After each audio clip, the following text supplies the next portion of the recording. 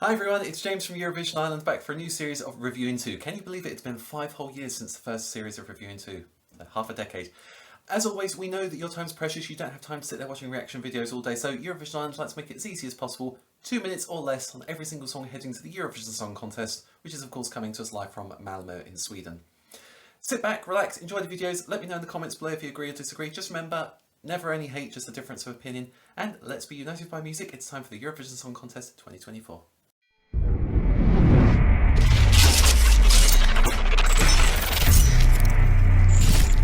So, last but by no means least, our final review of the 2024 season is Azerbaijan. Fahree and Ilkin Dovlatov, Özünlə, Apar. Now, Azerbaijan are finally singing in Azerbaijani. That's fantastic. I've been waiting years for this to happen, and I was getting to a point where I wasn't sure it ever would happen, so I'm very happy that they've finally sent the song in the native language. Weirdly enough, it's not the first song in Azerbaijani to go to Eurovision. That actually belongs to Bulgaria, who sang partly in Azerbaijani in Baku. So yeah, interesting that they beat a country to singing in its native language, but I'm really happy to see that they've done that.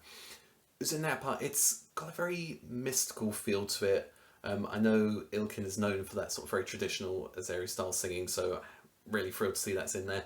This feels quite a bit more traditional than we usually see from Azerbaijan, which I think is fantastic.